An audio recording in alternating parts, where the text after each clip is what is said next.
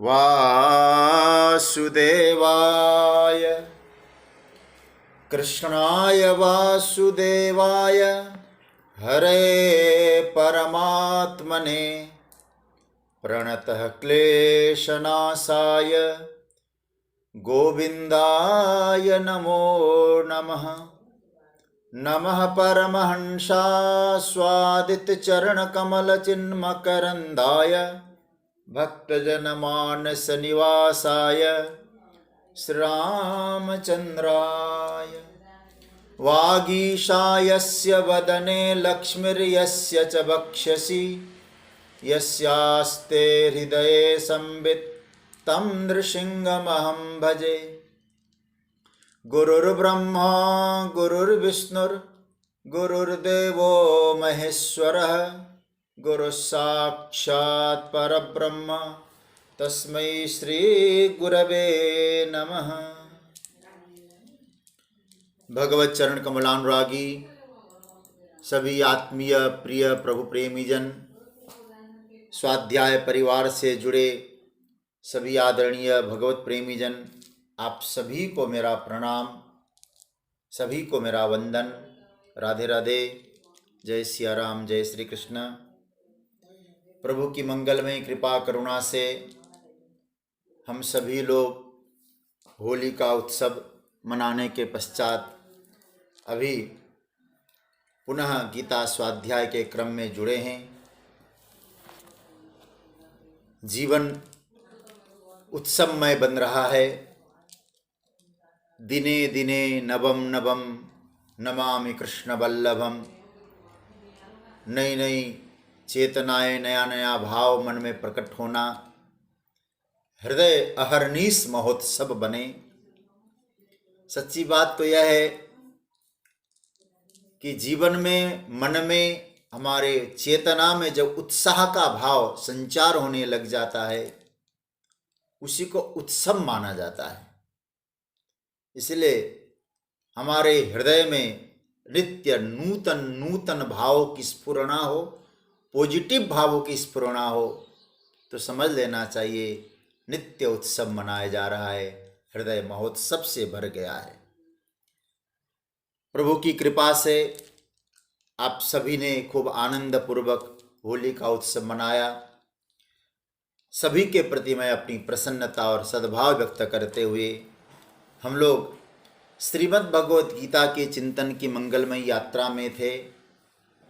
3 दिन के अवकाश के पश्चात हम लोग आज पुनः जुड़े हैं और जहाँ हम लोगों ने प्रसंग देखा था, भगवान ने 20वें श्लोक में अपनी विभूति की उत्कृष्टतम अवस्था का वर्णन किया है। प्रभु ने यहाँ कहा कि संपूर्ण प्राणियों में मैं स्थित हूँ, आदि मध्य और अंत। भगवान कहते संपूर्ण प्राणियों का मैं ही हूँ। इसका मतलब है कि परमात्मा ही आदि मध्य अंत है, ये भाव दिया। उसके बाद भगवान अब कुछ विशेष विशेष स्थानों पर अपनी विभूति का वर्णन करने जा रहे हैं। जगतगुरु शंकराचार्य का भाव एक बड़ा सुंदर भाव है, उसके आधार पर मैं आगे की चर्चा आपके सामने रखूं।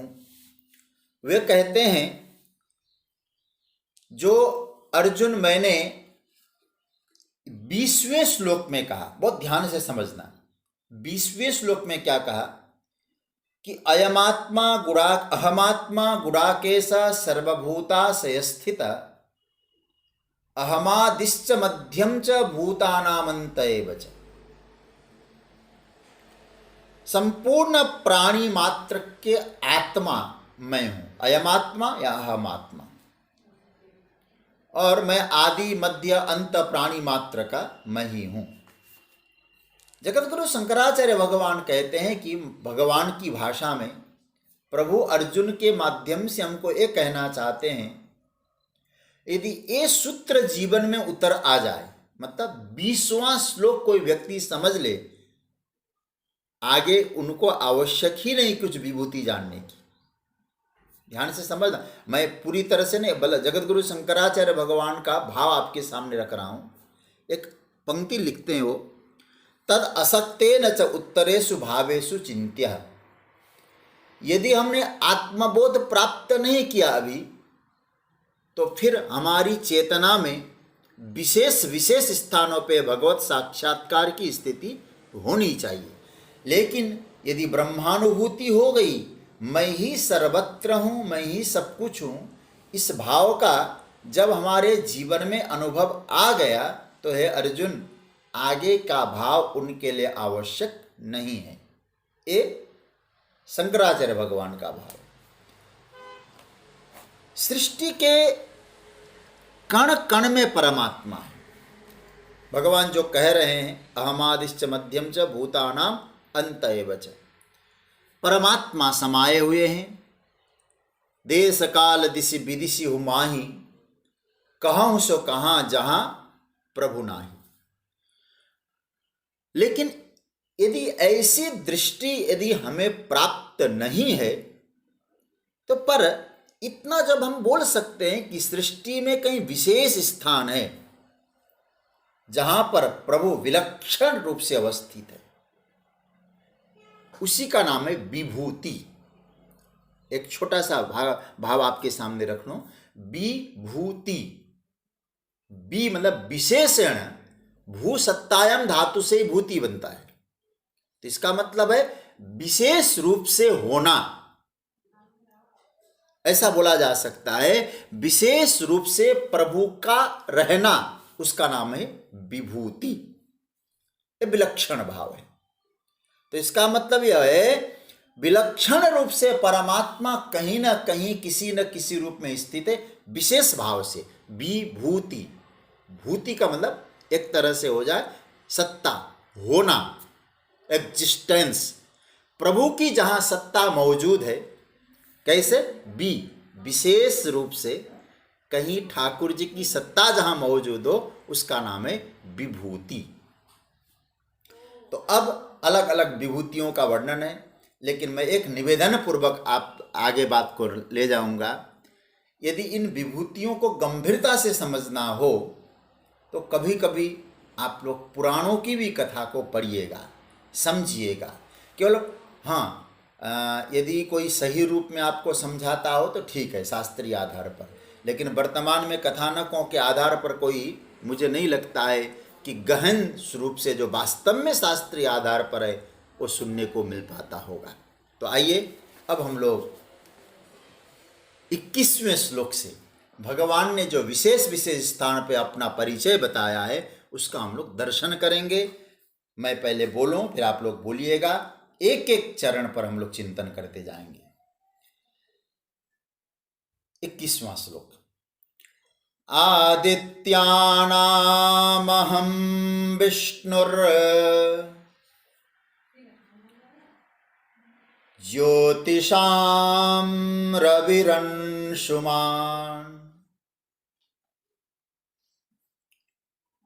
मरीचिर्मरुतामस्मि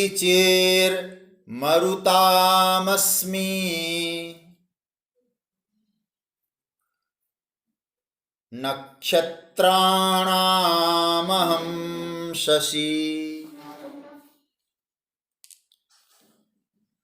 इसका पहले अन्वय देखें। अहम आदित्यानां विष्णु ज्योतिषाम अंशुमान रवि मरुताम मरीचि अस्मि नक्षत्राणा अहम शशि। देखिए, अहम आदित्यानाम विष्णु, अर्जुन मैं आदित्यों में विष्णु हूं। अभी हम इसका वर्णन करेंगे। ज्योतिषाम अंशुमान रवि, प्रकाशमान वस्तुओं में मैं किरणों से संपन्न सूर्य हूं। मरुताम मरीचि अस्मि, मतलब मरुदगणों में मरीचि अर्थात उनका मैं तेज हूं। नक्षत्राणाम अहम शशि, नक्षत्रों में मैं शशि मतलब चंद्रमा हूं। भगवान कहते हैं मैं अदिति के पुत्रों में विष्णु हूं, प्रकाशमान वस्तुओं में किरणों वाला सूर्य हूँ, मरुतों का तेज हूँ, मरीचि हूँ, और नक्षत्रों का अधिपति मैं सूर्य हूँ। पहला सूत्र हमको भगवान अपना परिचय दे रहे हैं, आदित्यानाम अहम विष्णु। मैं आदित्यों में विष्णु हूं। देखिए, यहां विष्णु शब्द का अर्थ वामन माना गया है। कैसे, इसको आप समझ लेना। पहले तो आप ये समझ लें कि आदित्य जो बोला गया है, आदित्यानाम, ये बहुवचन है। तो इसका मतलब है, ये तो सीधी सी बात हो गई, आदित्य एक नहीं है, आदित्य 12 है। उन 12 आदित्यों में एक मैं हूं, कोई विशेष है ना। तो अब कैसे बोले, अदिति के 12 पुत्र हुए, अदिति माता के। अदिति माता कौन है? तो इस श्लोक को समझने के लिए थोड़ा सा आपको चिंतन करना पड़ेगा। कश्यप नाम के ऋषि की पत्नी, ऐसे उनकी अनेक पत्नियां थी, तो एक पत्नी का नाम है अदिति। अदिति से जो उत्पन्न हुए वे कहलाए आदित्य, जिसको देवता भी बोला जा सकता है। देखिए, आदित्यों में विष्णु हूं, मतलब वामन हूं। अब कौन है 12 आदित्यों का नाम भी मैं बता दूं।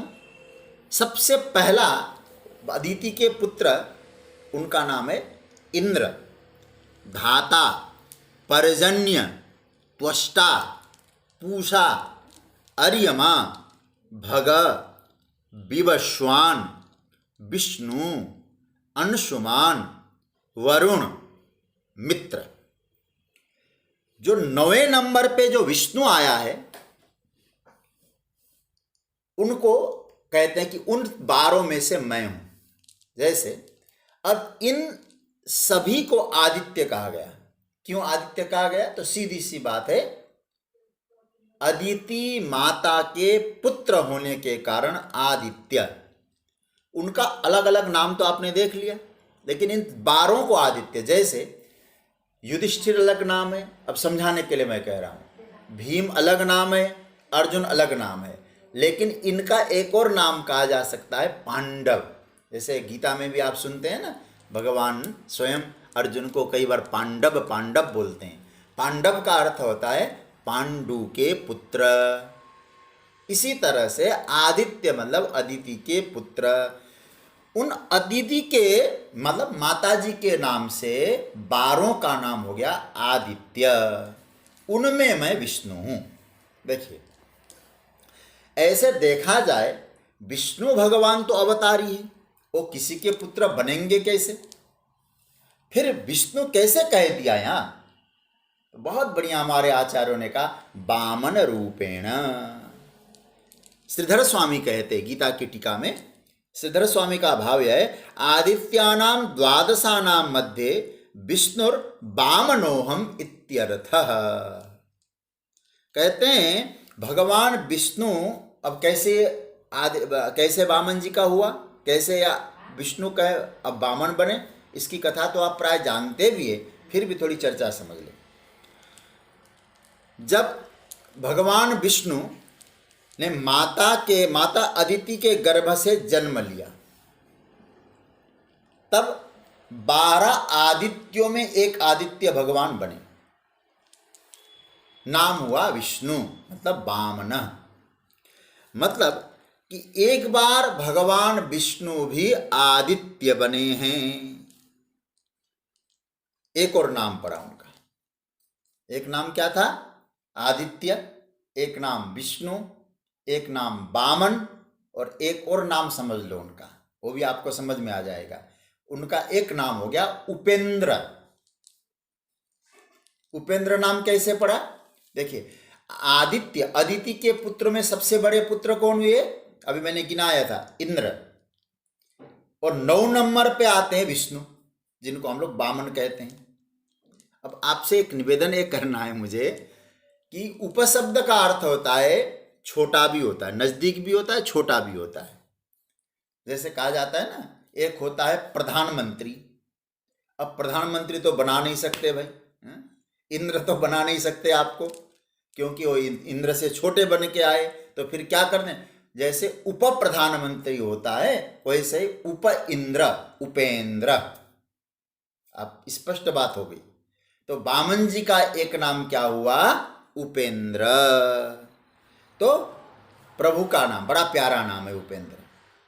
भगवान कहते हैं आदित्यानाम अहम विष्णु, उन आदित्यों में मैं विष्णु हूं। भगवान याद कराते हैं अर्जुन, भक्तों का दुख हरण करने के लिए मैंने एक बार माता के गर्भ में भी निवास किया था। मतलब क्यों आए थे? बोले आपने तो बड़ा बलि के यहाँ जाकर, बलि ने कुछ गड़बड़ तो नहीं किया था। भगवान कहते नहीं, बलि तो बड़ा धर्मात्मा था, बलि ने कोई गड़बड़ नहीं किया था, फिर क्यों आए?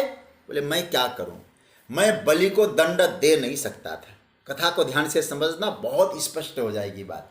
बलि को मैं दंड दे नहीं सकता था। अरे भाई, कोई दुष्टता करे तो ही तो दंड दे, वो तो बड़ा धर्मात्मा था और गुरु के प्रति अनन्य निष्ठा भी उसकी थी। बलि को कैसे दंड देंगे? फिर दूसरी तरफ एक समस्या और थी। अदिति माता ने व्रत किया, तपश्चर्या की, और साधारण व्रत नहीं है, 1 वर्ष का पयोव्रत किया। प्रभु ने कहा पयोव्रत के प्रसंग में, माता मैं आपके गर्भ से जन्म लेकर आपके पुत्रों का दुख में हरण करूंगा, लेकिन अब दंड तो दे नहीं सकता, उनके पुत्रों का भी कल्याण करना है और बलि पर भी कृपा करनी है। तो अर्जुन, मैंने क्या काम किया? तो मैंने एक काम किया, मैं जाऊंगा, कुछ मांगूंगा, हाँ, और मुझे मालूम है कि बलि देगा, उदार है। तो माँ से भी कहा कि माँ आप चिंता न करें, आपके पुत्रों का मैं कल्याण करूंगा। तो महाराज क्या हुआ? ऐसे विलक्षण भिक्षु सम्राट बन गए महाराज। छतरी हाथ में ली और लकड़ी वाला डंडा, उस लकड़ी वाला जो डंडा है, ऐसे महाराज याचक बने। ऐसा याचक तो शायद आज तक नहीं बने कोई, हाँ? 3 पग में सब कुछ लेने वाला याचक कहीं सुना है? गिनीज बुक ऑफ रिकॉर्ड में इनका नाम दर्ज होता है। कहने का मतलब यह है कि अब कैसे गए भगवान वामन? वाह, क्या भागवत का श्लोक है। छत्रम सदंडम सजलम कमंडलम, हाथ में छतरी ली, डंडा, कमंडलू हाथ साथ में लिया और चल दी। आपने देखा होगा ना, और जब श्रीमद् भागवत जी की कथा होती है, वामन जी की एक झांकी बना देते हैं लोग, लेकिन समझ में ये नहीं आता, वामन जी ने जो छतरी ली थी वो डंडा वाला चक्र, लकड़ी का दंड, केरल में मिलता है सर। तो वहाँ उसको, हालांकि कई जगहों मिलता है उसका, तो वो छतरी हाथ में लेकर गए। हम तो एक जगह भागवत कर रहे थे, आपको बड़ा कभी कभी कई भागवत अविस्मरणीय हो जाती है कथाएं। और हालांकि ज़्यादातर ऐसे लोग कहते हैं काली छतरी पकड़ा देते हैं। अरे भाई, काले रंग की छतरी नहीं ली थी वामन जी ने। एक जगह तो हम कथा में गए, हम नाम नहीं लेंगे उस जगह का, उस जगह से भी लोग जुड़े हैं, इसलिए नाम नहीं लेना चाहता हूँ। अरे वामन जी को पता नहीं वो श्रृंगार करने वाला कहाँ से बुला लिया, दाढ़ी मूछे लगा दी वामन जी को, दाढ़ी मूछे लगा के वामन जी बना दिया। जैसे ऋषि मुनि बनते वैसे वामन जी बन गए। और एक जगह तो वामन जी चश्मे वाले भी थे। चलिए कोई बात नहीं, अलग विषय है। तो कहने का मतलब ये हुआ, भगवान अब पूरी कथा याद करा रहे हैं कि मैं भक्तवत्सल भी हूँ, धर्मात्मा भी हूँ। अर्जुन मेरी ओर देखो, मेरा वैभव देखो। फिर मैंने क्या किया? वहाँ जाकर बलि पर भी कृपा की, उन पर भी कृपा की, देवताओं पर भी कृपा की। मैं इंद्र की तरह नहीं हूँ, मैं उपेंद्र हूँ, मैं की तरह हूँ।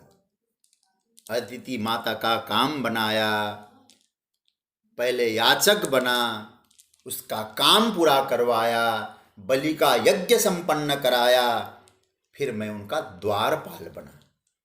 बहुत सुंदर कथा है भागवत में, बहुत प्यारी कथा है। और सच्ची बात तो है, बलि जैसा कोई दानी नहीं है और वामन जी जैसा कोई याचक भी नहीं है। इसलिए आज तक वो कथा चलती आ रही है जो सर्वस्व न्यौछावर कर देता है उसको हम लोग क्या कहते हैं? इसने तो बलिदान ही दे दिया, बलिदान। मैं केवल इस कथा के प्रसंग में एक सूत्र आपसे निवेदन करूंगा। मैं श्रीमद् भागवत जी की कथा में ये बात कहा करता हूं, बलि ने 3 पग भूमि वामन जी को दी, 2 पग में सर्व ले लिया और 1 पग में स्व ले लिया। सर्व और स्व, ये ध्यान देना। बलि ने 2 पग में जो कुछ था वो भगवान का था, सर्व था, वो दे दिया। लेकिन उस सर्व को हमने स्व माना है ना, मेरा है माना है ना, इसलिए स्व जब तक नहीं देंगे तब तक पूर्ण दान नहीं होगा। इसलिए वामन जी कहते हैं, मानो बलि ने कहा कि सर्व तो ऑलरेडी आपका था, आपने ले लिया, लेकिन मेरी खोपड़ी ने स्व स्व अपना अपना कहा था, इसको भी ले लो। पदम तृतीयम कुरुशीर्ष्णि में निजम, तीसरा चरण मेरे मस्तक पे रख दो। तो क्या हुआ? सर्व स्व, तब को कहते हैं सर्वस्व दान करना। और आपको एक बात स्पष्ट कह दूं, बलि कोई साधारण महापुरुष नहीं है। हमारे यहां जैसे 12 आदित्य हैं, ऐसे ही 12 भागवताचार्य हैं। भगवत तत्व को जानने वाले 12 लोग हैं। उन 12 लोगों में बलि का भी नाम आता है। बहुत प्यारा श्लोक है, और ये बात किसी साधारण व्यक्ति ने कही, ऐसी बात नहीं है। अब मुझे प्रसंग याद आया तो आपको सुना देता हूं। 6ठे स्कंद में बहुत प्यारा भाव है कि स्वयं यमराज कह रहे हैं कि 12 लोग ऐसे हैं यमदूतों जो भगवत तत्व को जानने वाले हैं। कौन कौन है? और बहुत बढ़िया श्लोक है। यह है श्रीमद् भागवत के 6ठे स्कंद के 3 अध्याय का 20 नंबर का श्लोक।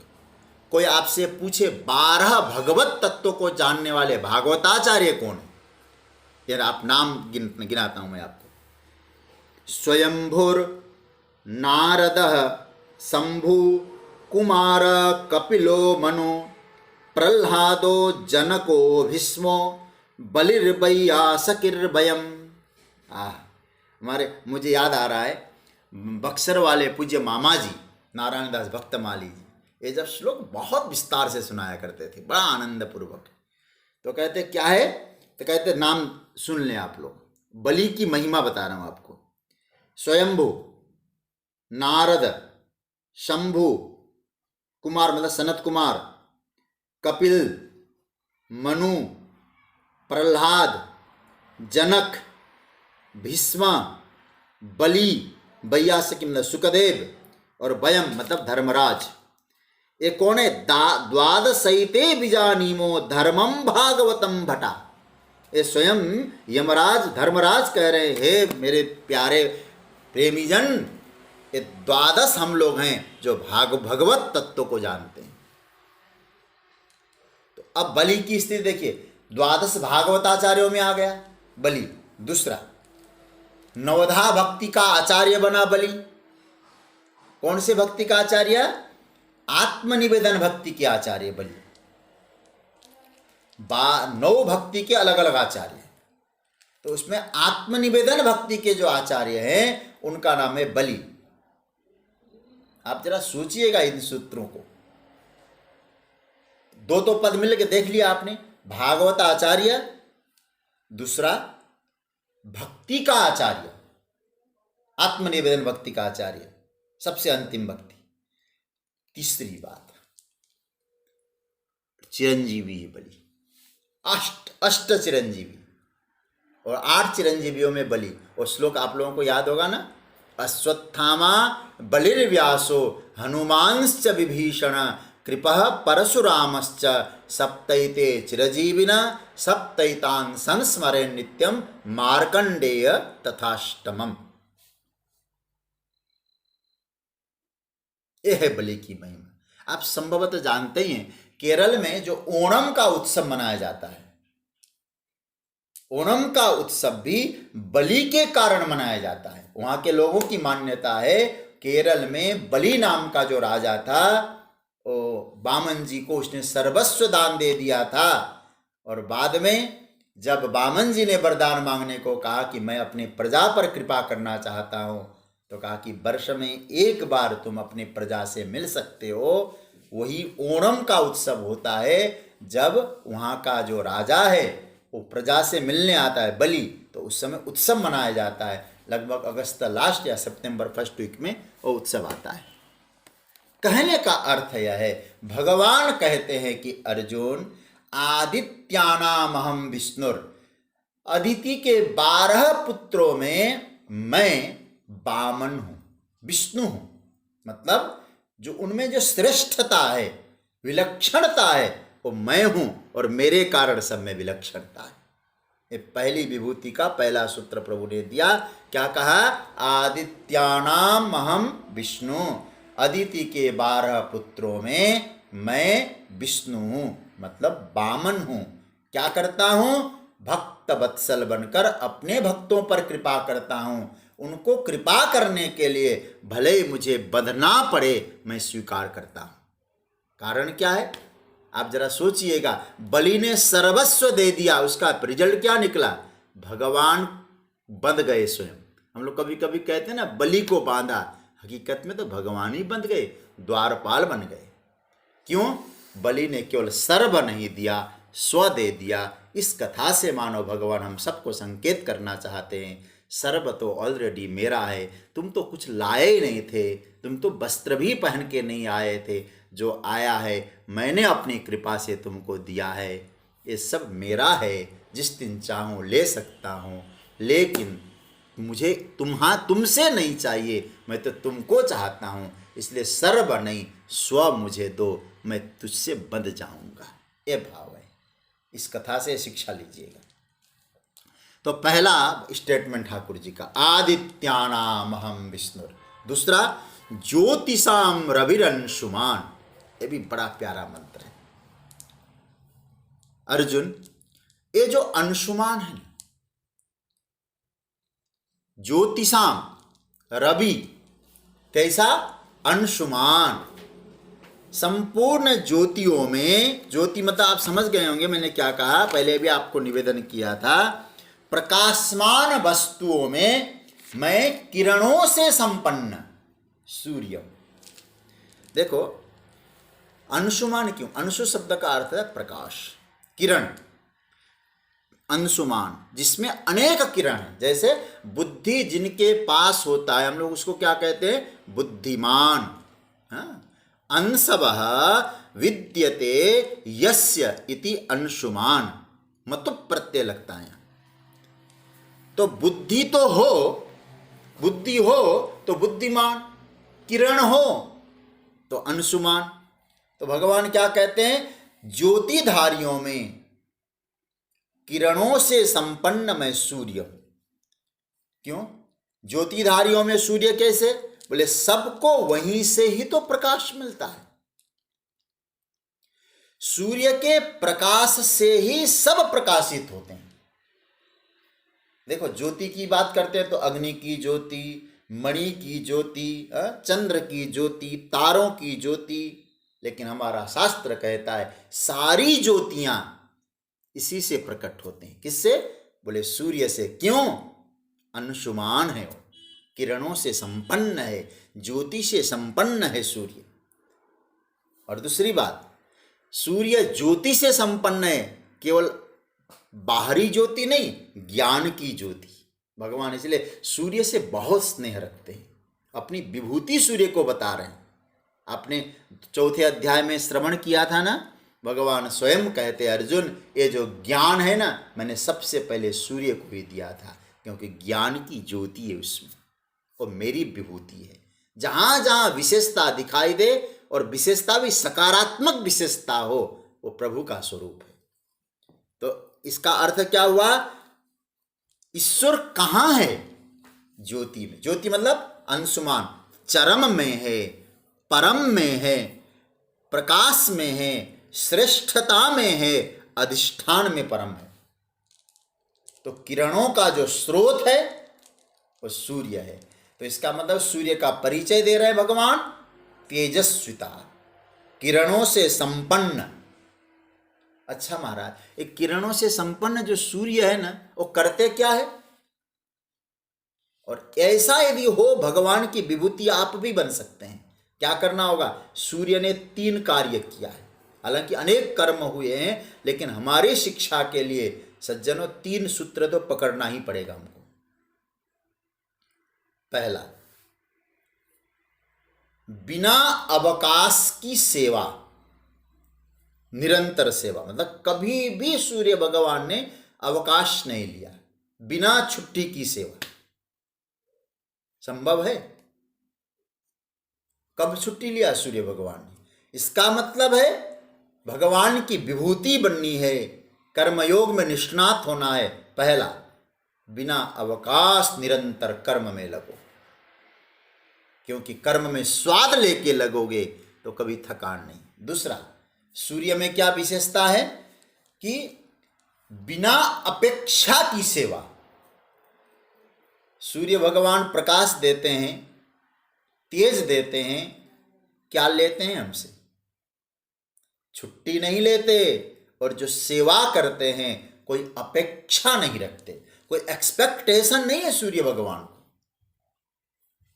2 विशेषता। तीसरी विशेषता, भेदभाव बिना सेवा। चाहे अमीर के घर में हो, चाहे गरीब के घर में हो, सब जगह किरण पहुंचा देते हैं, प्रकाश दे देते हैं। ये 3 कार्य जो करता है ना अर्जुन, वो सूर्य है। ऐसा जो सूर्य है वो मेरी विभूति है, भगवान की विभूति सूर्य। तो सज्जनों, सेवा भावी को ये 3 सूत्र याद रखना चाहिए। जो सेवा करने के लिए निकला है, मैं निरंतर सेवा करूंगा, पहला संकल्प ले। दूसरा संकल्प ले, सेवा करने जा रहा हूं, अपेक्षा न हो मुझे। तीसरा संकल्प लेके जाए, मैं कभी किसी के प्रति भेदभाव न करूं। तो आप भगवान की विभूति बनेंगे। ये सूर्य है। तो पहला, दूसरा भगवान कहते हैं सूर्य। फिर भगवान कहते हैं मरीचिर मरुतामस्मि। मरीचिर मरुतामस्मि। जैसे आदित्य कितने थे? तो 12। अब मरुत कितने हैं? बोले 49 मरुत है। और मरुत कैसे बने इसको भी आप समझ लेना, तो एक एक पंक्ति आपको समझ में आ जाएगी। गीता मैं तो ये समझ, मैं तो कभी कभी चिंतन करता हूँ गीता पर, ये पुराणों का एक तरह से विश्लेषण करके जो सार तत्व है उपनिषद और पुराणों का, ये गीता में मिलेगा। भगवान ने केवल इतना सूत्र कह दिया, मरीचिर मरुतामस्मि। देखिए, मरुदगण है 49। उन 49 मरुदगणों में जो मरीचि नाम के मरुत थे, मैं वो हूं। मतलब तेज, मरुतों का तेज मैं हूं। कैसे? पहले मरुत समझ लें आप।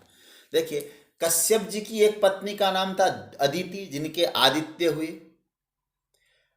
एक और पत्नी थी, ऐसे कश्यप जी की अनेक पत्नियां थी, तो एक और पत्नी थी, उनका नाम था दीति।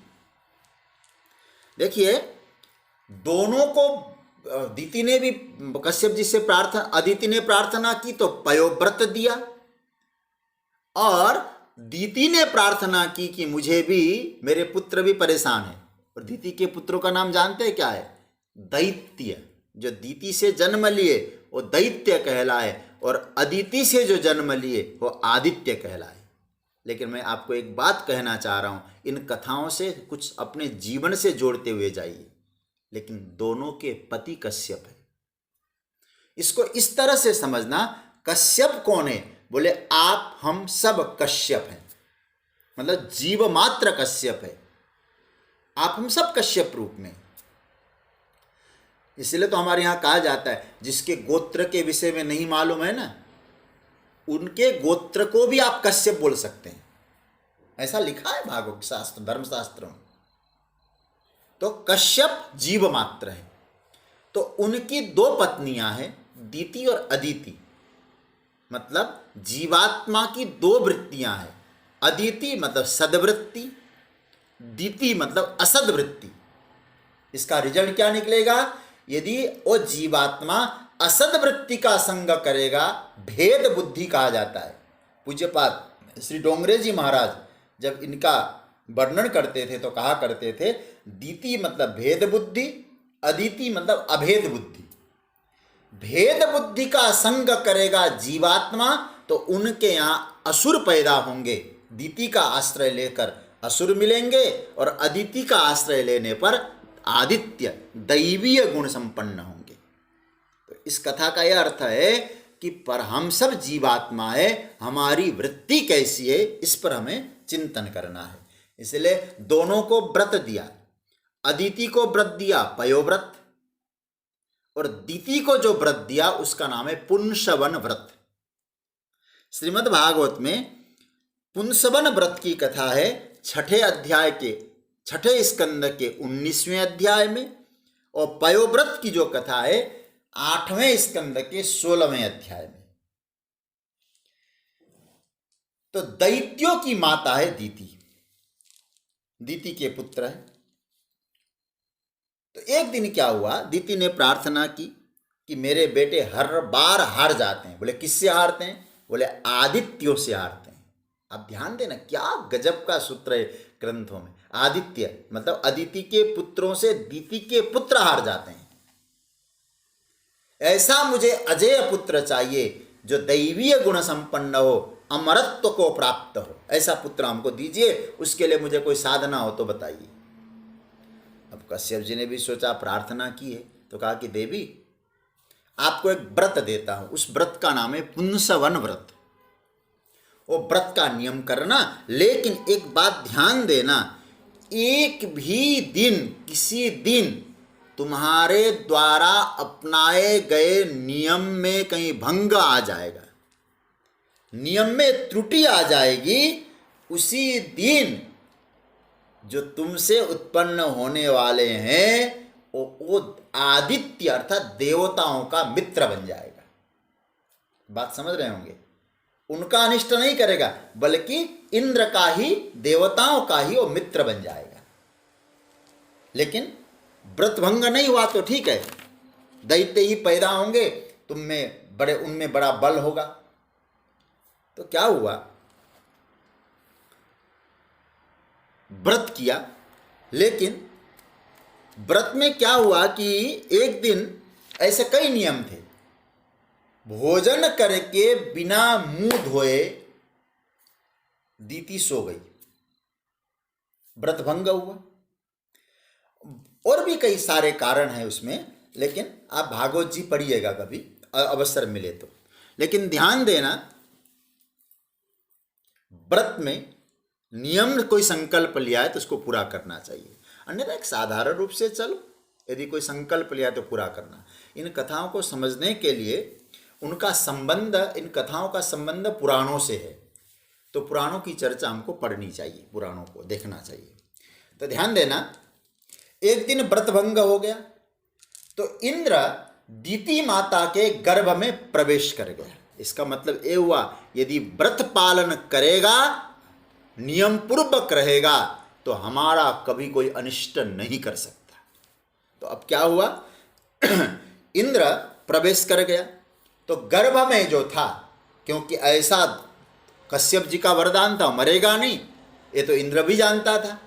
हम अपने मित्र बनाना चाहते हैं, तो ऐसा वर्णन आया, इंद्र ने उस एक गर्भ को 7 टुकड़े कर दिए, और 7 के फिर करते करते 7 के 7 कर दिए।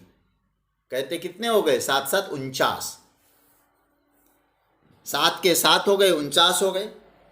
अब जैसे 49 हो गए तो रोने लगे वो, क्योंकि मरेंगे तो नहीं। रोने लगे तो इंद्र ने कहा, मां रुद्ध, मां रुद, रोना नहीं, रोना नहीं, मां रुद, मां रुद, मां रुद। कहते कहते उनका नाम हुआ मरुत। मरुत हो गए, मारुत, मरुत। हाँ, तो अब क्या हुआ, अब वो जैसे प्रकट हो गए, प्रकट होके कहा कि हम तो देवताओं के मित्र बन जाएंगे। अब तो 1 2 नहीं, 49 सारे मरुत देवताओं के मित्र बन गए। तो ध्यान देना, वो मरुत कौन है? आप रामचरितमानस का सुंदरकांड पढ़ते होंगे तो आपको याद रहेगा। हनुमान जी की पूंछ में जब आग लगाई गई, हनुमान जी एक अटारी पे चढ़ गए, देखने लगे, क्योंकि प्रभु ने लंका में सीता जी की खोज के लिए मुझे भेजा था, लंका जलाने की आज्ञा तो प्रभु ने नहीं दी थी, अब मैं क्या करूं? तो भगवान राम ने उसी समय उन मरुतों को प्रेरित किया। और ध्यान देना, आप लोग सुंदरकांड पढ़ते हैं तुरंत आप पकड़ लेंगे। हरि प्रेरित ते ही अवसर, चले मरुत 49, 49 मरुदगण चले। तो यही 49 जो मरुत हैं, फिर क्या हुआ? दीति के पुत्र होते दैत्य है, लेकिन ये आदित्य बन गए, देवता बन गए। क्यों? मरुत हो गए। तो उन मरुत, जो 49 मरुतों का जो तेज है, उनमें परम तेजस्वी थे मरीचि, प्रधान थे मरीचि। 49 मरुतों में भगवान कहते हैं ओ मरीचि मैं हूं। मतलब उन मरुतों का तेज, परम तेजस्वी मरीचि मैं हूं। मरीचिर मरुतामस्मि। तीसरी बात, नक्षत्राणाम हम शशि। ये भी स्पष्ट हो गया होगा आपको। मतलब वो परम विशेषता है, सारा तेज उनमें है। तो भगवान कहते हैं ओ मैं उसमें विभूति के रूप में हूं। मेरे तेज से सब मरुत तेजस्वी होते हैं, लेकिन उसमें जो मरीचि हैं वो मैं तेजस्वी मरीचि के रूप में हूं। मैं अथवा उन मरुतों का जो तेज है वो मैं हूं। नक्षत्राणामहं शशि। नक्षत्रों का अधिपति कौन है? बोले चंद्रमा मैं हूं। चंद्रमा मैं हूं। इस पर बहुत हम अभी टीका देख रहे थे, इतना पूर्व पक्ष उत्तर पक्ष चला। हाँ, हमारे पूज्यपाद स्वामी श्री अखंडानंद सरस्वती जी ने भी इसमें कई भाव दिए। यहां कहते हैं कि एक चर्चा आई, एक प्रश्न भी उठा कि लोग ऐसा सोचते हैं गीता में कुछ गलतियां हुई है। बहुत ध्यान से समझना, आप लोग गीता पढ़ रहे हैं। नक्षत्रों का जो प्रकाश आता है ना, ये शास्त्र का प्रमाण है और भौतिक विज्ञान भी इस बात को स्वीकार करता है। नक्षत्रों को जो प्रकाश मिलता है वो सूर्य से मिलता है। और सच्ची बात कहें, ये जो चंद्रमा भी प्रकाशित होता है ना, उस चंद्रमा को भी प्रकाश देने वाला सूर्य है। फिर भगवान ने चंद्रमा को इतना महत्व क्यों दिया? नक्षत्रों में चंद्रमा में हूं। कैसा तात्पर्य इसका? अरे भाई, चंद्र स्वप्रकाशी नहीं है। एक बात ध्यान देना सज्जनों, पूरा पुराणों के और शास्त्रों के आधार पर बोल रहा हूं। चंद्र स्वप्रकाशी नहीं है, परप्रकाशी। दूसरे से प्रकाश लेता है, अपने प्रकाश से प्रकाशित चंद्रमा नहीं होता है। फिर हम लोग कैसे, भगवान ने कैसे कह दिया कि नक्षत्रों में मैं चंद्रमा हूं? सूर्य हूं कहते तो मान भी लेते, चंद्रमा क्यों कह दिया? थोड़ा सा चिंतन करिएगा। देखिए, वास्तविकता तो यह है, उपासना में द्रव्य की कोई ज्यादा महत्व नहीं है। बहुत गंभीरता से समझना, क्योंकि ये जो हम प्रकरण चला रहे हैं, प्रभु जो प्रकरण सुना रहे हैं, ये भक्ति का प्रकरण है। 7वें अध्याय से लेके 12वें अध्याय तक एक भक्ति का प्रकरण चल रहा है। कोई हम द्रव्य लें और उस द्रव्य को लेने के बाद उस द्रव्य में उपास्य का लक्षण घटे, कोई जरूरी नहीं है। मैं उदाहरण के तौर पे आपको समझाऊंगा। हाँ, इतनी जरूर हम स्वीकार कर सकते हैं कि शास्त्र द्रव्य का निर्देश करता है। किस द्रव्य में किस परमात्मा की भावना की स्थापना करनी चाहिए, किस प्रभु की धारणा को किस द्रव्य में रखना चाहिए, उपासना शास्त्र जरूर कहता है। लेकिन ये नहीं हो सकता है जिसमें आपने बनाया है, धारण किया है परमात्मा को स्वरूप में, उसमें भगवान के लक्षण घटे, कोई जरूरी नहीं। आप यदि ऐसा आग्रह करने लगें कि शिवलिंग में शिव का लक्षण घटना चाहिए, नहीं घटा पाएंगे। शालिग्राम में विष्णु भगवान का लक्षण घटना चाहिए, कैसे घटाएंगे आप?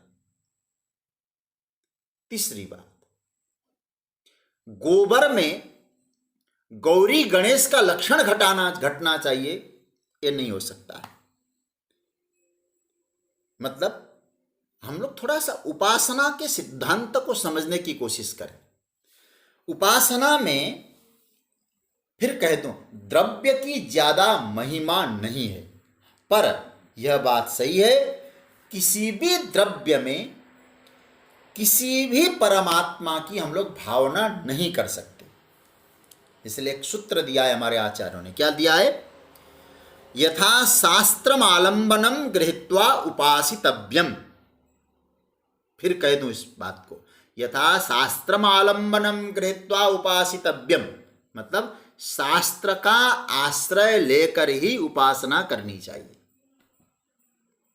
अब आप शिवलिंग में जो है विष्णु की भावना रखो, ये तो नहीं चलेगा। शालिग्राम जो हम पूजा करते हैं, भैरव की भावना रखो, नहीं होगा, क्योंकि वो शास्त्र ने निर्देश नहीं दिया है। आधार शास्त्र का ही होना चाहिए, यह नियम है। तो इसका अर्थ हम लोग क्या समझे? अगर चंद्रमा को नक्षत्रों में सर्वोपरि कहा गया तो कोई दिक्कत नहीं होनी चाहिए, क्योंकि उपासना का जो सिद्धांत है उस सिद्धांत से कोई गलती नहीं है। क्यों? लक्षण, फिर मैं कोई बात कह रहा हूं, समझ गए होंगे आप लोग। मतलब वस्तु में उपास्य के सारे लक्षण घटे कोई जरूरी नहीं है। तारों के सारे लक्षण चंद्रमा में घटे कोई आवश्यक नहीं। मतलब क्या है? हम लोग उपासना शास्त्र पढ़ रहे हैं, कोई विज्ञान तो नहीं पढ़ रहे हैं। हर आध्यात्मिक सिद्धांत को विज्ञान की कसौटी पर खरा उतरना चाहिए, ये नहीं चलेगा। कई बार लोग कहते हैं, बताइए, आजकल हम लोग मॉडर्न लोग हैं, मॉडर्नों को समझाइए। अब सज्जनों, केवल इतना आपसे निवेदन है, विचार करना। आप हर चीज को विज्ञान की कसौटी पे नहीं तोल सकते। कारण क्या है? हमारी उपासना पद्धति अनंत वर्षों पुरानी है। विज्ञान कितने वर्षों पुराना है? और विज्ञान सिद्ध करना चाहता है, और हमारा अध्यात्म स्वयं सिद्ध है, वो अनुभूति का विषय है। इसलिए थोड़ा सा विचार करना। हम हर चीज को भौतिक विज्ञान की कसौटी पे तोलकर उसको समझने की कोशिश करें, फिर आप लोगों को कहना पड़ेगा, भैया सुपारी में गौरी गणेश रह कैसे सकते हैं? कहाँ यहाँ इस सुपारी को फोड़ के देखो, भीतर गौरी गणेश मिलेंगे क्या? फिर आप विज्ञान की कसौटी पे तोलना चाहो, उपासना को नहीं बन पाएगा। दूसरी बात, भारतीय, अब हमको आपको स्पष्ट कह दूं, यहां भारतीय जो शास्त्र है, जिसको ज्योतिष शास्त्र के आधार पर भी कहा जा सकता है, हमारे यहां नक्षत्र है 27। इन तारों को जो ऊपर जो आकाश में दिखाई दे रहे हैं ना, उनको नक्षत्र नहीं कहा गया है। तारे कोई नक्षत्र नहीं है। हमारे यहां नक्षत्रों की संख्या है 27। अश्विनी, भरणी, कृतिका, रोहिणी, मृगशिरा, आद्रा, पुनर्वसु, पुष्या इत्यादि करते करते ये नक्षत्र है 27 नक्षत्र है। इन 27 नक्षत्र कौन थे और उन 27 नक्षत्रों का स्वामी कौन है? पहले इसलिए पुराणों का अध्ययन भी जरूरी होता है गीता को समझने के लिए। इन सभी के अधिपति ज्योतिष गणना के अनुसार और पुराणों के अनुसार चंद्रमा है। उस दृष्टि से कहा गया है नक्षत्राणाम हम शशि। तारामंडल के हिसाब से नहीं कहा गया है, तारे तो असंख्य है। चंद्रमा संपूर्ण नक्षत्रों का स्वामी है। कैसे है? मैं आपको स्पष्ट छोटी सी कथा से और समझा दूं। नक्षत्राणाम हम शशि, देखो ये नक्षत्र है कितने, फिर कह दो 27। भगवान का जन्म हुआ था रोहिणी नक्षत्र में, ठीक है। राम जी का जन्म हुआ था अभिजित नक्षत्र में, आया है ना, अभिजित हरिप्रीता, शुक्ल पक्ष अभिजित हरिप्रीता। तो अभिजित नक्षत्र में हुआ, तो इसका मतलब है कि 27 नक्षत्र है। ये 27 नक्षत्र कौन है? बोले इन 27 नक्षत्र स्त्रीलिंग में। ये कैसे हैं? ये है दक्ष की बेटियां, उनका विवाह हुआ था 27 का चंद्रमा के साथ। एक कथा आती है, और कथा बहुत लंबी चौड़ी है, लेकिन चंद्रमा में एक बहुत बड़ी बात आपको कहूं, चंद्रमा बहुत सुंदर थे, बहुत सुंदर। इसलिए उनके सौंदर्य से इतने मुग्ध होकर 27 के 27 चंद्रमा से विवाह करते हैं। तो भगवान कहते हैं ऐसा जो और आप, मैं तो पुराणों की चर्चा में चंद्रमा की बड़ी महिमा है। आपको मालूम है, हम लोग जो सोमनाथ ज्योतिर्लिंग का दर्शन करने जाते हैं ना, वो भी चंद्रमा की कृपा से ही सोमनाथ जी बने हैं। चंद्रमा ने तपस्या करके सोमनाथ ज्योतिर्लिंग की स्थापना की है। हम शिव पुराण की जब चर्चा आती है तो हम इस पर विस्तार से चर्चा भी करते हैं। तो सज्जनों, तो चंद्रमा भगवान की विभूति है, और भारतीय मनीषा ने चंद्रमा को तो कितनी महिमा बताई। बच्चों को भी हम सिखाते, देख बेटा चंदा मामा, और किसी को मामा उमा नहीं बोला गया है, चंदा मामा है। और एक और बात कहूं मैं, थोड़ा सा दार्शनिक दृष्टिकोण से भी देखें, चंद्रमा दान का प्रतीक है, परम दानी है चंद्रमा भी। चंद्रमा की बड़ी महिमा गाई है ठाकुर जी ने। यदि ऐसा न होता, चंद्रवंश में गोविंद अवतार लेकर आए हैं, इन्हीं चंद्रमा से ही चंद्रवंश चला है। भगवान कहते हो चंद्रमा भी मैं हूं। शुक्ल पक्ष के चंद्रमा आप देखते जाइए, प्रतिपदा से एकत्रित करते करते करते करते पूर्णिमा को एकत्रित करते हैं, अपनी किरणों को, प्रकाश को, ज्योति को इकट्ठा करते हैं। प्रतिपदा से बढ़ते बढ़ते पूर्णिमा को, पूर्णत्व को प्राप्त करते हैं, एकत्रित करते हैं। तो कृष्ण पक्ष में देना प्रारंभ करते हैं, धीरे धीरे एकत्रित किया, दिया, तो देने की शुरुआत करता है, इतना देता है अमावस्या को खाली हो जाता है। इसका अर्थ क्या है? चंद्रमा कमाना भी जानता है और देना भी जानता है। बहुत बढ़िया भाव है। कमाया भी है चंद्रमा ने, लेकिन दिया भी है। कमाता इतना है कि कमाते कमाते पूर्ण होता है, देता इतना है कि देते देते खाली होता है। मतलब क्या है? भगवान ये कहना चाहते हैं कि आत्मविश्वास जो चंद्रमा में है, और मुझे कभी कभी लगता है वही दे सकता है जिसे आत्मविश्वास हो कि मैं इतना, मेरे पास हुनर है कि मैं कमाऊंगा। लोग कमा तो लेते हैं, पर देने की बात आती है ना तो मत पूछिए, फिर हाथ से छूटता तक नहीं है। कारण भरोसा नहीं है, न अपने पर भरोसा है, न भगवान पर भरोसा है। चंद्रमा से शिक्षा लीजिए। और मैंने आज इसीलिए जो स्वाध्याय परिवार में जो सूचना देता हूं उसमें मैंने लिखा था, जिससे स्वयं पर भरोसा नहीं है वो परमात्मा पे कैसे भरोसा करेगा। मुझ में इतना हुनर है, कमाऊंगा, परमात्मा कृपा करेंगे। जो अपने पर भरोसा नहीं, परमात्मा पर कृपा तो देखिए, जब दांत न था, चबा नहीं सकते थे ना, भगवान को मालूम था अभी इसको हम कुछ न दें। देखो बहुत सुंदर सूत्र बता रहा हूं आपको। जन्म देते भगवान ने दांत क्यों नहीं दिए? इसीलिए नहीं दिए क्योंकि दांत दूंगा, कोई कठोर वस्तु खा लेगा, इसका पेट पचाने लायक नहीं होगा, तो दांत नहीं दिया। जब दांत न था, फिर भोजन की व्यवस्था, तब दूध दियो, गोस्वामी जी कहते हैं। अब दांत दिया है ना, फिर अन्न भी दे दिया, खाओ। अब देखो, अन्न लिया, फिर भी इतना कोमल कोमल दांत दिए, कुछ दिनों के बाद कहते नहीं, अब तेरा पेट इतना मजबूत हो गया, इन कोमल दांतों को हटा के अब मजबूत दांत दे दूंगा।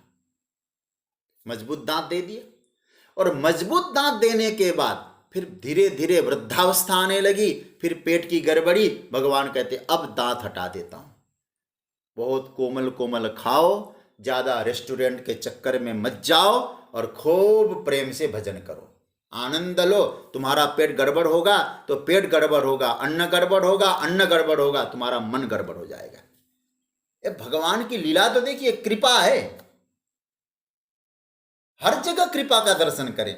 मैं तो कभी कभी कथा में कहा करता हूं, भगवान ने दो कान क्यों बनाया? बोले सुनने के लिए, सुनने के लिए छेद बना देते, ऐसा क्यों? प्रभु को मालूम था कि चश्मा का स्टैंड पहले से बना के रख दूं, लोगों को चश्मा पहनना पड़ेगा बाद में। ईश्वर की कृपा है। जब दांत न था तब दूध दियो, अब दांत दियो तो को अन्न भी दई हैं। जल में थल में पशु पक्षी न में, सबकी सुधि लेत और तेरो भी लई है। ज्ञानी को देत अज्ञानी को देत, जहान को देत और तो को भी दई है। रे मन मूर्ख शोक करे क्यों, शोक करे कछु हाथ न आई है। तो कहने का अर्थ यह है, जिसे स्वयं पर भरोसा हो, ईश्वर पर भी भरोसा हो, कर सकता है। चंद्रमा देता भी है, चंद्रमा कमाता भी है। शुक्ल पक्ष में चंद्रमा में कर्तृत्व है, और कृष्ण पक्ष में चंद्रमा में औदार्य है, उदारता है। कर्तृत्व और उदारता है दोनों चंद्रमा में। बहुत ध्यान से समझना बात को। भगवान यूं ही नहीं बता रहे कि मैं इसमें रहता हूं, मेरी विभूति है। क्यों है? बोले दोनों भाव देखो तो सही, चंद्रमा में कर्तृत्व भी है, कमाता भी है, उदारता भी है। दोनों होना ये भगवान की विभूति है। और सज्जनों, आप कमाते भी हो, खूब परिश्रम करते हो, और उदारता से दूसरे की सेवा भी करते हो, आप भी भगवान की विभूति हो। भगवान यहां कह रहे हैं, दोनों का समन्वय जहां होता है वो चंद्रमा है, वो मेरी विभूति है। उस चंद्रमा का दर्शन करो अर्जुन, मैं ही तो हुआ। इसलिए आदित्यानाम हम विष्णुर ज्योतिषाम रविरंशुमान मरीचिर मरुतामस्मि नक्षत्राणाम हम शशि। इन विभूतियों में जो विशेषता है वो मैं हूं। एक इस प्रकरण में एक बात और कहूं मैं, ये जो प्रकरण चल रहा है ना, विभूतियों का प्रकरण है, इसलिए उनको भगवान ने विभूति रूप से कहा है। आप अवतार रूप से मत लेना है, क्योंकि यहाँ भगवान ने आगे अपने अवतार की चर्चा की है। इसमें आदित्यानाम हम विष्णु, आदित्यों में मैं वामन हूं, और वामन अवतार तो है यहाँ, लेकिन हम अवतार के रूप में यहाँ नहीं ले रहे हैं, विभूति के रूप में ले रहे हैं। दूसरा, राम शस्त्र भृताम, ये श्लोक आएगा 10वें अध्याय के 31वें श्लोक में।